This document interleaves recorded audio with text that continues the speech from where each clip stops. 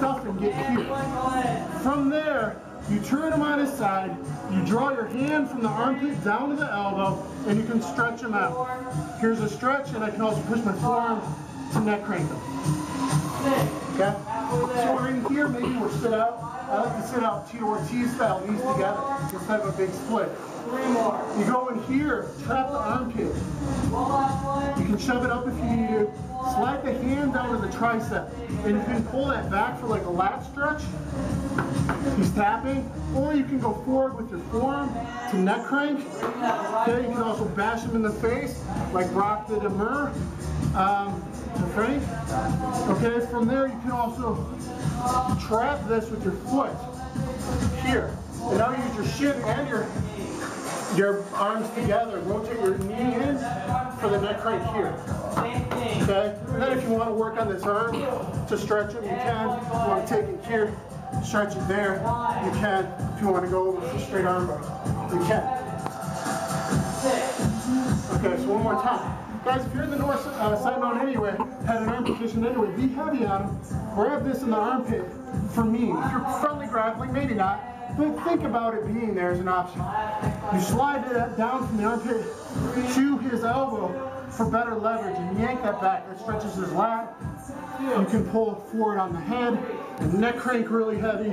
If you really need to, he's flexible. You can step in, use your shin and your knee this way, grab behind his head like you would a wrestler's guillotine or twister, maybe escort behind the head. You can just use your forearm. I can twist him all kinds of ways here, control him here, turn him down, ride this guy wherever, get up, fight other people, whatever you gotta do. So there's just some heavy catch wrestling grindiness moves. Same thing standing up. You could grab that kimura in catch wrestling is double wrist lock. You can rotate it out and attack the joint there, and then spin this guy around into a wall or whatever. Okay, or jump to a half guard. You know, or a rolling guillotine, hop a hook in, flip them over, or not guillotine, kimura, double wrist lock. So that's how to catch wrestlify your grappling guys, okay? So it's a little meaner. It can attack the joints in a worse way. It can break bones. It can really hook stuff, break stuff. So be careful, but you know, we're talking fighting here. All right, I'm Dan The Wolfman. Please subscribe to my YouTube page. Thanks. I'm going to show how I like to finish the kimura. From side control, side mount. Okay, you're wrestling around for the kimura, whatever. Always keep in mind you can always use your forehead as another appendage to help pin it down if you're fighting a strong guy. Of course, he's a small guy, but he's who I got to demonstrate on it today. Okay, once you get your lock, you get your double wrist lock going, your downward double wrist lock, your kimura position. I find the best way of really finishing this against fighters, against big, strong, muscular, PED, sweaty guys, all right, is going to be to lift my leg up here for one explosive power motion to turn him on his side like the hand on a clock. I'm gonna push and yank him up. Boom. That twists the guy on his side. I then pinch the knees together, and again, don't go this way, as many people teach. Don't go out, as many people teach, but go small banana, a few inches off the back to the back of the head. And there's the submission. Okay, this looks cool. Ugh, everyone post their leg up. Do you see space? Get out, move somewhere. Oh, you move somewhere. Maybe circle, you're on your side. Maybe circle the other way. You got space? Oh, you can move with me like the hand of a clock. I'm not pinching or isolating the body. The submission is isolating the body and killing that joint that you're trying to attack. This looks cool. We've seen this mistake in the UFC. And guys are getting tapped. Why? When you can at least run around in a circle, just like maybe like an anaconda defense, just spin like a top all day long, guys. If it's free, you're not isolated, move. So this is the best way, in my opinion, again.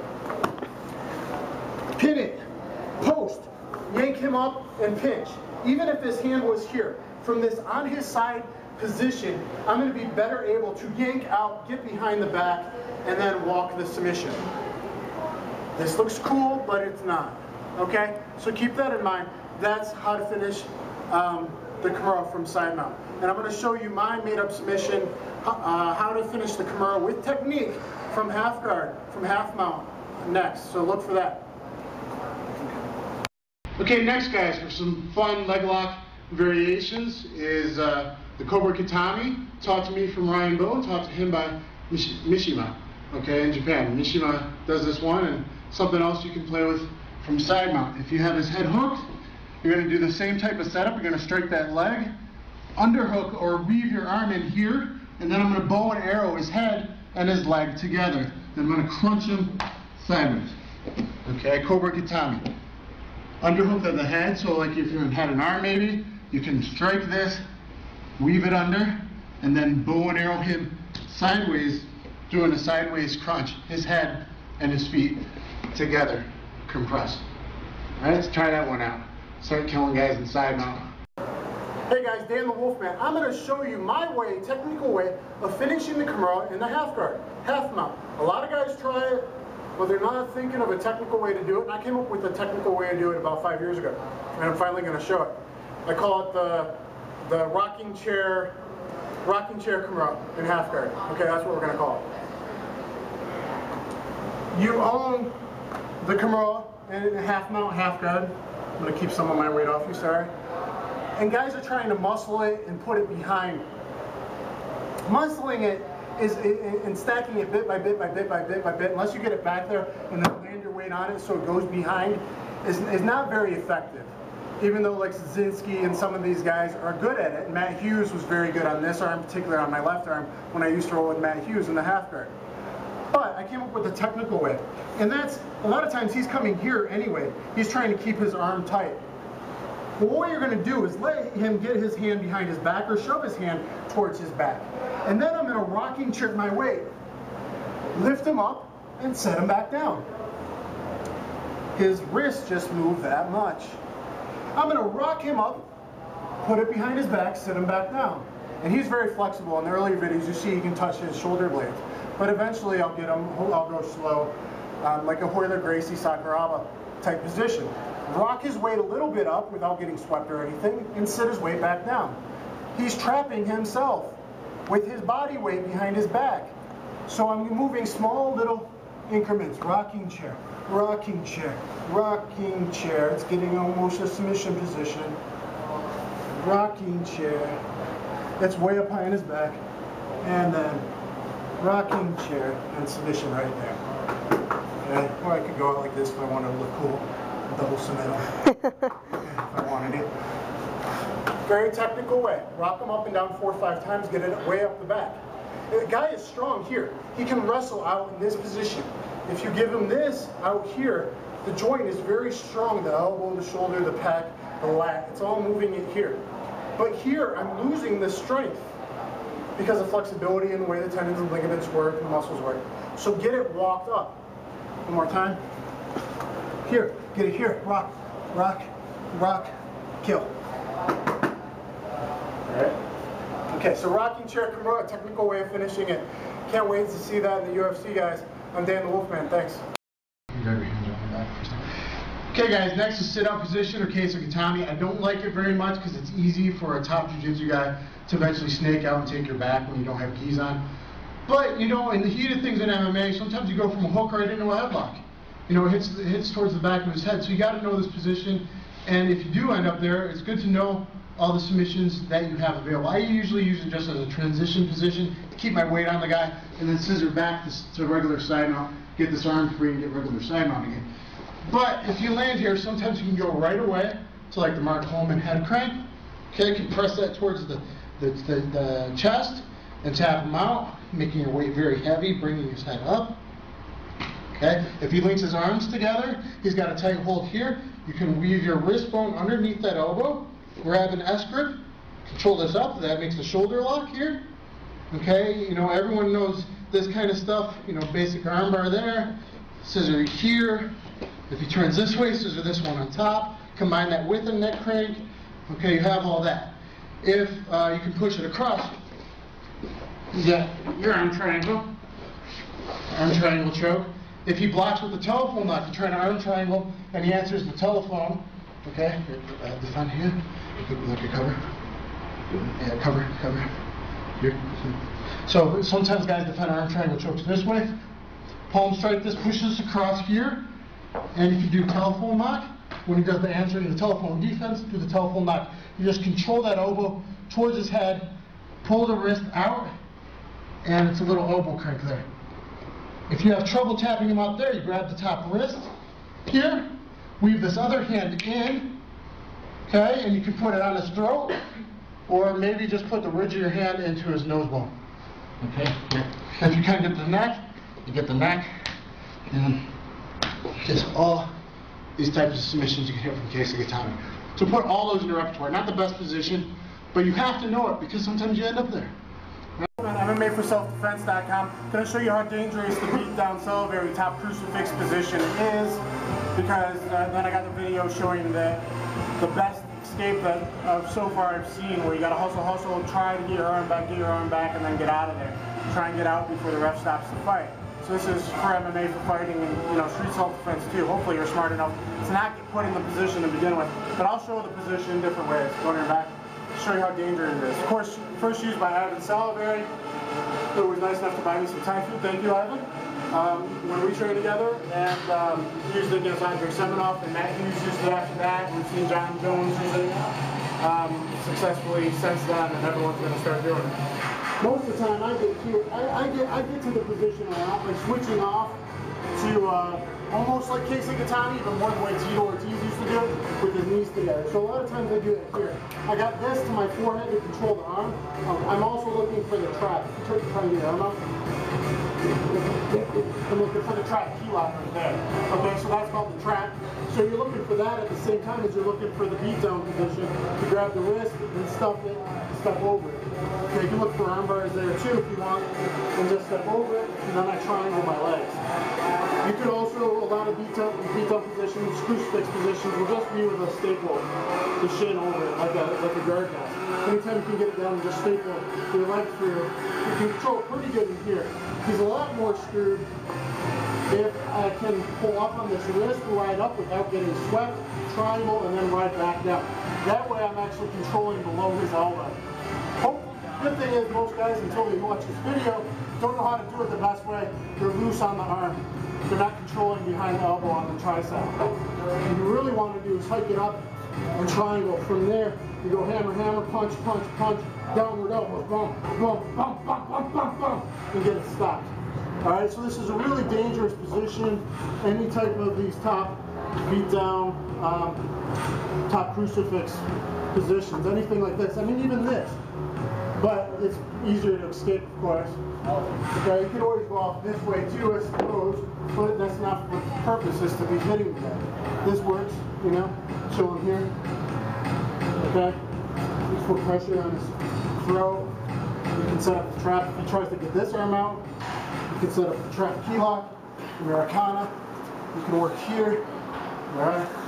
So this position's really bad. Watch the next video for the really best escape that I've seen made up thus far.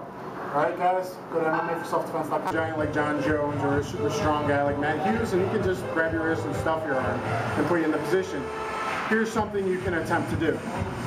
Okay, so Christian's going to put me in the mounted crucifix. Okay, the salivary position, the beat down position. BJ Khan calls it, a lot of MMA fighters actually call it the beat down position. From here, I gotta try and get this arm back. I gotta try and get the arm back here, guys. This is the problem. So instead of trying to fight here, and you see guys do this, as he's hammering my face, come up like you're hammer fisting my head. He's gonna be punching me and hammer fisting me, or worse yet, switch to downward elbows, palm on the face, pressure down, downward elbows. Okay, what John Jones was doing. When he's there, what you should do is at least give him one good hit to take his mind off of it, a deep Systema-like hit. Okay, deep to the body. Watch my other videos to see how you hit deep to the body. You're gonna hit deep, grab your own knee, whip your legs up and down to get this arm back to the underhook. See that? I got the arm out. Okay, there's different ways he can be in a here's just a leg staple. This is common. Okay, a lot of times you can just stuff it and get the leg staple position like a guard pass and use the shin to defend it. I'm going to hit deep. Deep through the body. You can hear it. Actually, come up, get close on the hit. I'm going to hit him. Rest with me a second. Okay, see, he doesn't like that. Then I'm going to grab my knee and then I'm gonna whip my legs around in a circle, back up a little bit. I'm gonna bring my knee, grab my knee, whip the legs up to the body, and then down and away, okay, and shove my arm out. Underhook, then underhook escape. Out here, you know, UFC, can't knee the face, knee the body. Maybe I'm still fighting one of the super cool organizations in Asia, you can knee the head. Or street self-defense, knee the head. Like UFC, knee the body, uppercut, left, down, punch, boom, as he's there on the knees. Look for your strikes, and keep your legs back so you don't get single leg takedown. Okay. Another angle?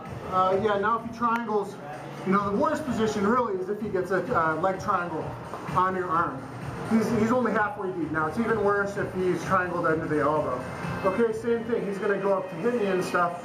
That's going to suck. You got to move fast. Hit him once in the back. Grab your knee. Get this arm out. Underhook escape. Get out of there. Bam. Or get back to striking.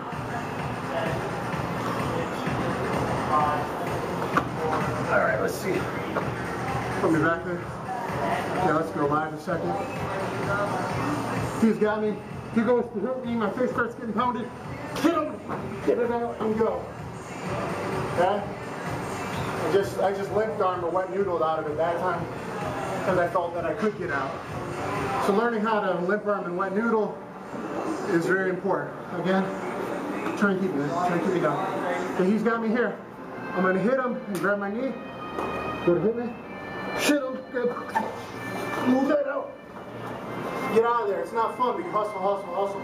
Get out. Street, bomb. Okay?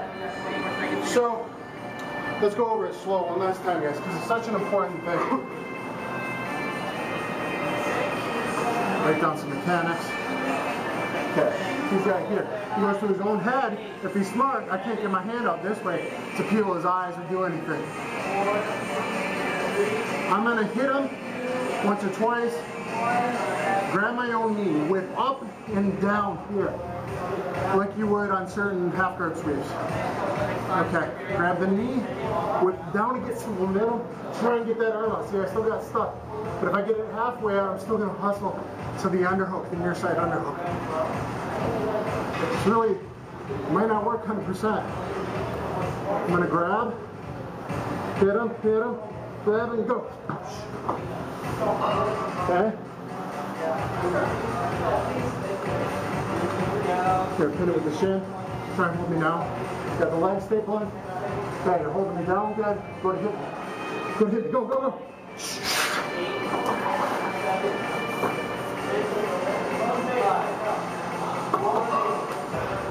Okay. So, you'll see sometimes I did it all the way. I grab my leg. Sometimes I just grab my leg for a second. I think once I just loosey limped arm out because I felt my elbow had space. So that's how you get out of the celebrated beatdown position. I haven't seen anyone else teaching it at all. It's really one of the worst positions now to get caught in MMA because you should be able to punch, punch, punch and then start dropping elbows on the guy and the ref's going to stop it. So practice this. Look to put it in your repertoire and train it a lot, guys. I'm going to show the 2-on-2 knee bar. Okay, special attack 2-on-2 knee bar, also known as the Russian cowboy. A friend of mine is a sambo instructor in New York. Became YouTube friends of mine, and so I took my guy to doing the Russian cowboy. So it's a 2-on-2 knee bar. You know, you guys, I love the 2-on-2 heel hook. This is kind of the same theory. 2 legs on 2 legs. Goes against conventional wisdom. Doesn't mean you don't tap in. Okay, so this one's usually set up from the north-south position. A lot of times MMA, you're here, coming around, boom. From there, there's no knees to the head unless you're in dream, pride, you know, those kind of